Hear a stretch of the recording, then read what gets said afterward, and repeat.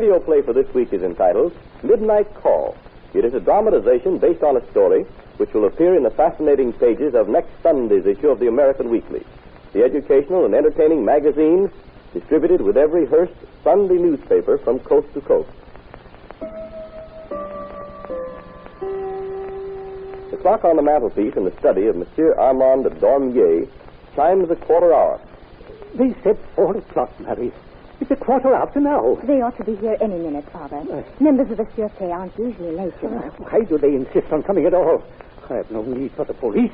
I can handle my own affairs. But they said they'd protect you, Father. Protect me? The police can't protect anyone from the midnight call. They didn't prevent our friend Montandon from getting it, did they? No. But there are no buts.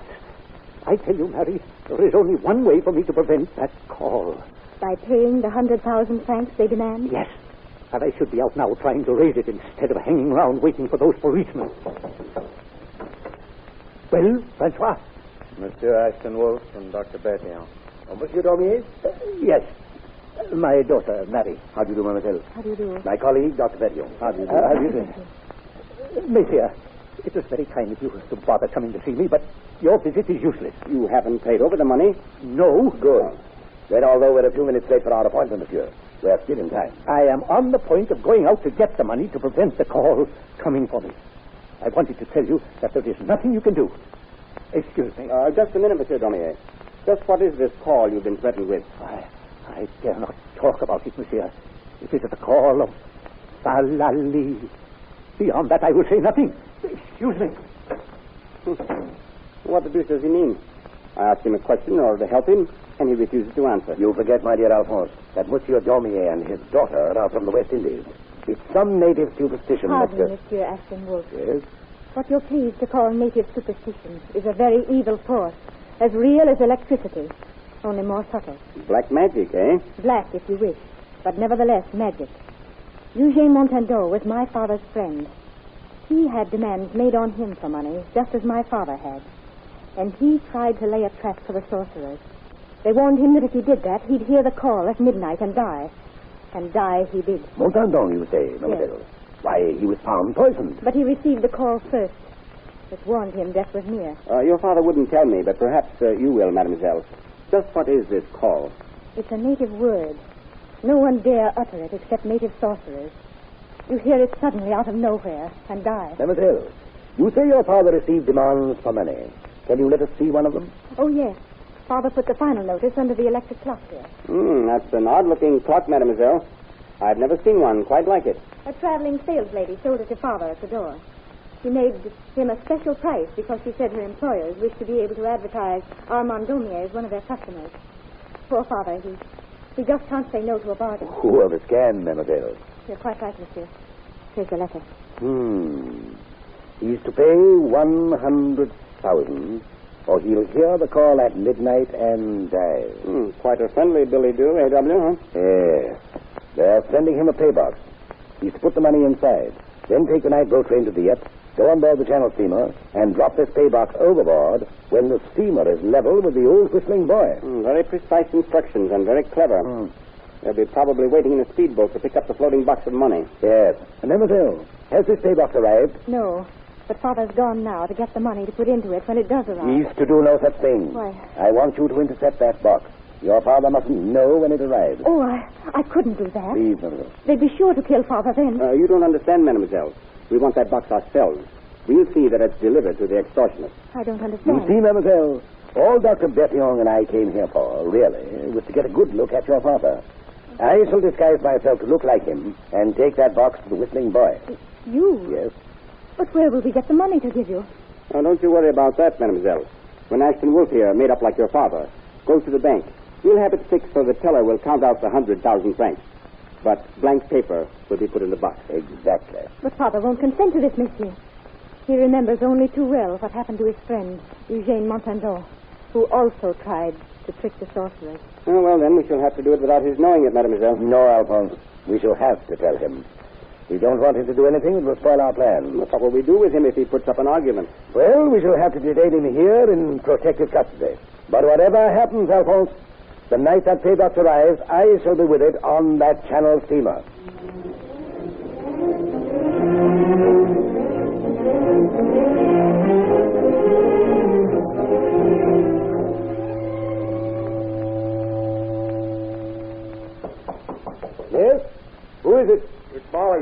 Oh, Captain Molly, come in. Come in, Molly. Thank you, sir. Just dropped in to see if everything's going all right. Splendid so far. Just as we expected. I was shadowed by spies when I went to the bank this morning. So our friends know that I have the money on this boat. Fine, sir. Well, sir, we're almost to the Whistling Boy now. How are you going to contact the men you're after? Why, didn't Bertillon tell you? No, sir. I have only orders to lash the speedboat to the Port Davies ready for your orders. The ship will be put at half speed while approaching the boy. Yes. Well, here's the pay box, which is supposed to contain the 100,000 francs. They'll be waiting for it when we get to the Whistling Boy. Why, it looks like a wooden torpedo. Yes. What's that balloon jigger on top of it? It's painted with phosphorescent paint, and when inflated, it will show the position of the box in the water, Captain Marley. Confoundedly clever, sir. Yes, the trick of the opium smugglers, my dear Captain. Oh, I see, sir. Well, sir, we'd best be getting on deck. Right you are. I'll just take our prize package along. Now, suppose we just run over our plan of attack. We will approach the boy so that it's on our starboard side. As we pass it, I'll throw this box overboard, and then they will swing us overside into your speedboat. We'll row around until the gang we're expecting come out for the box. Then I'll turn the searchlight full on them, and you'll Start from full speed ahead. Good. Righto. There's the Whistling Boy out there, and we're starting to drop to half speed. You'd better take your place in the boat. I'll be with you the minute I drop this box overboard. Aye, sir. Here goes. Stand by, Molly. Aye, aye, sir. All right, my lads, look lively now. Lower away, Captain Molly. Lower away, lads. With this powerful speedboat of yours, Captain, we ought to be able to catch our men. We'll do our best, Mr. Ashenwolf. Here we are. Take an oar, sir. Right. Let's get us out of the swell. Good. Look lively now.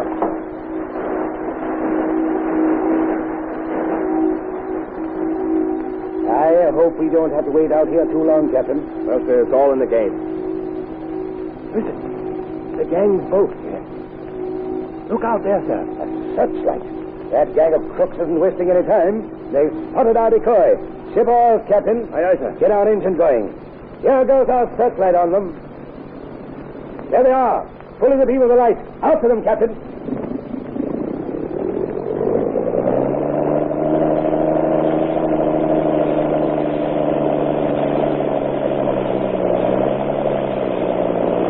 They've seen us, sir. They're heading for shore. They intend to beat their boat and run for it. This boat can't follow them much further, sir. What do we do? You hold us steady. I'll try to break their rudder with this gun and disable their berth.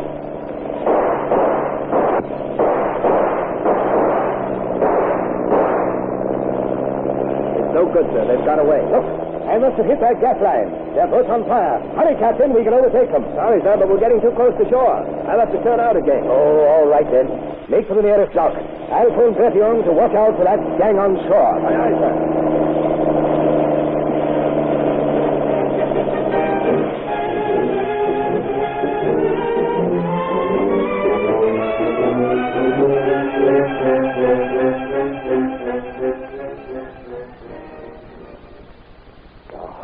I don't feel so badly about losing those fellows last night, A.W. Yes, but now they'll be sure to do their dirty work.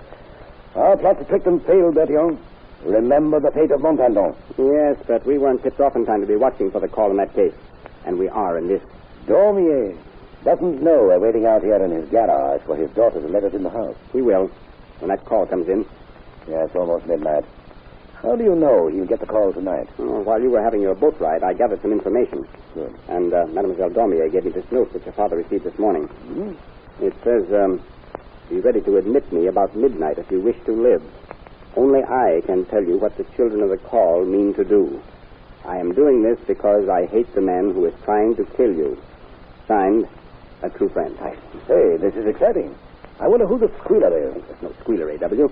I'm surprised you don't get it. Huh? This is a trick to make sure Dormier is up and waiting at midnight. By Jove, that's clever, what? There's our signal. The kitchen light on and off. Come on. Mademoiselle Dormier is opening the back door for us. Quiet. Father's in his study waiting for the call. You left the door open into the hall as I ordered. Yes. Even more Father's in the hall, I say. Good. Now listen, A.W. I have reason to believe the call will come by telephone. If the phone rings, we must prevent Monsieur Dormier from answering it. You understand? Right you are. Midnight. Come along.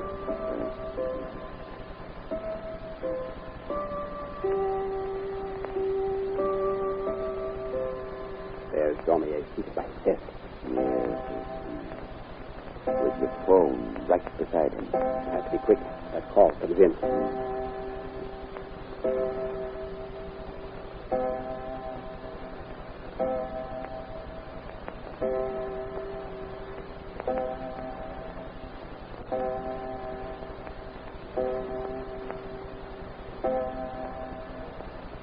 Nothing happened. Wait. Now, A.W. Don't answer that phone, Dormier. What's this? Armand Dormier, prepare to die. The call is for you. Valerie. Valerie. The fatal call. Father! Father, the fatal call! Get out of this room, everybody. Don't breathe this gas. Cover your faces. Bertio, where are you? Honey, be right with you. Shut the door. What happened? Are you all right, Father? Yes, yes, but I don't understand. Well, it's all over but the shouting, folks. I say, Alphonse, what on earth are you lugging that man to slot for? This clock came very nearly being the most expensive purchase you ever made, Monsieur Dormier. Eh? The bargain you thought you were getting was a whole bag of tricks, gas and all.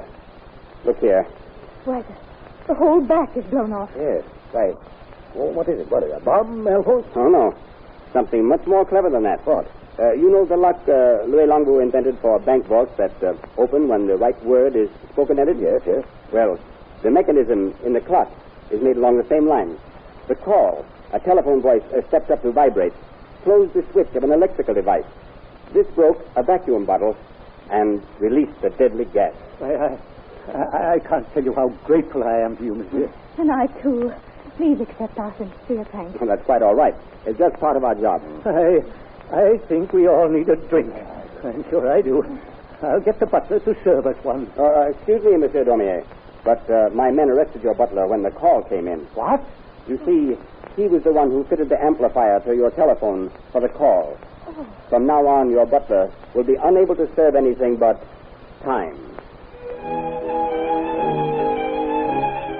You have just listened to another dramatization of an H. Ashton Wolf adventure, taken from a story appearing in next Sunday's issue of the American Weekly, the magazine distributed with all Hearst Sunday newspapers from coast to coast. This is Wentworth announcing and turning the microphone over to your own announcer.